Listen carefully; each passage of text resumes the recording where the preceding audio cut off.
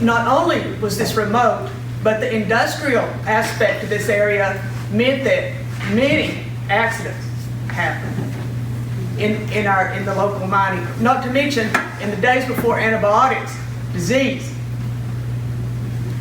Even something like childbirth was hazardous. So that was what this area would have been like before Copper Basin Hospital was established.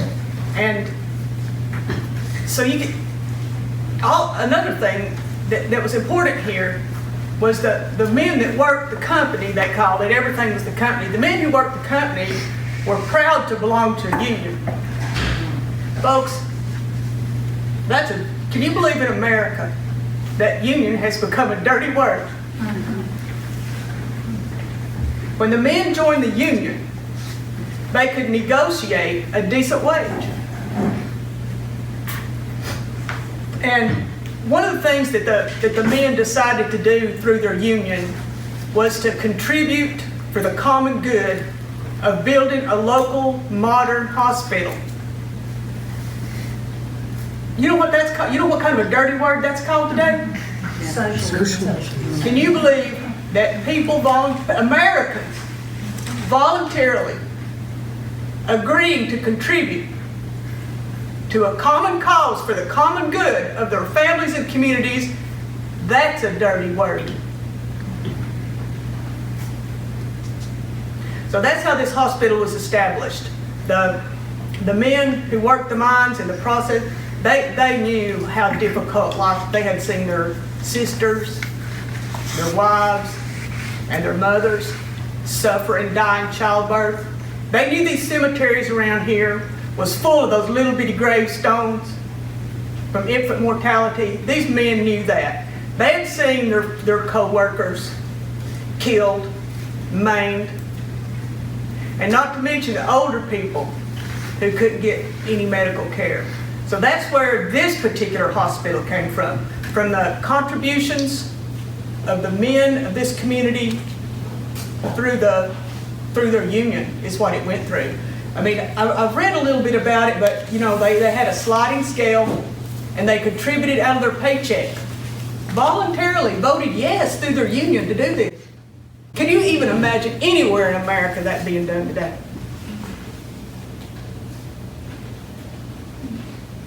But at that 50 years ago, based on where this area is and the need for it, Americans were able to come together for their community. So this hospital was finally built, established. It had modern facilities for the time, good doctors. These doctors were not millionaires. This is one fact I want to apologize for, but if I'm not mistaken, the last time I looked on the internet, the richest man in Tennessee was Bill Frist, worth $6 billion. Is he head of the Hospital Corporation of America? Excuse me for my facts, but we have got to the point where it's not enough to make a living. Some of these people have decided they've got to make a killing off of us.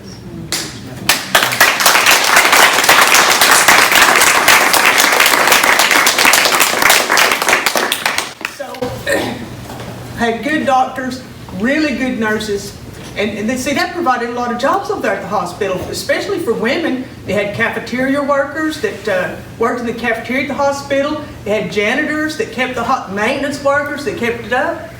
Not to mention just the nurses and the doctors and so forth. And then they had satellite offices. They had a doctor's office in Copper Hill. They had Dr. Lee's office in Ducktown. Dr. Lane's office was up here where the hospital is. And that was all funded not to make a profit, but it was funded to keep them open. I never even knew you're supposed to write a check to the doctor until I went to UTK and went to the clinic at UTK. My whole life growing up here, we just went to the doctor. Nobody ever asked us for a card. And you know what that's called? Socialized medicine. A dirty word in America. It's enough to have a sick child. These things that everybody's talked about. It's bad enough to have a sick or injured child without having to worry about how you're going to pay for it. So that's kind of the history of the medical situation in this particular area here in Copper Basin. And the hospital was established and got started in 1956, and that was the year I was born.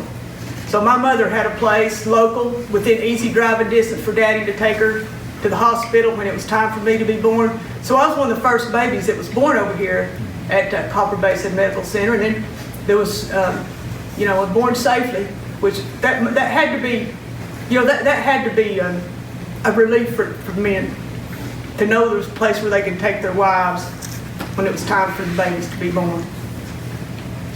And we know various things have happened through the years. It's the same with all rural hospitals. It's the same story over and over and over. So, you know, when it comes time to make money, rural ain't the place to do it. And boom, 12 rural hospitals closed for all the same reason, can't make money. 12 more fixing to close. So I reckon Tennesseans, you know, we're just gonna have to do some hard thinking, make some hard choices at some point along the line. Thank you.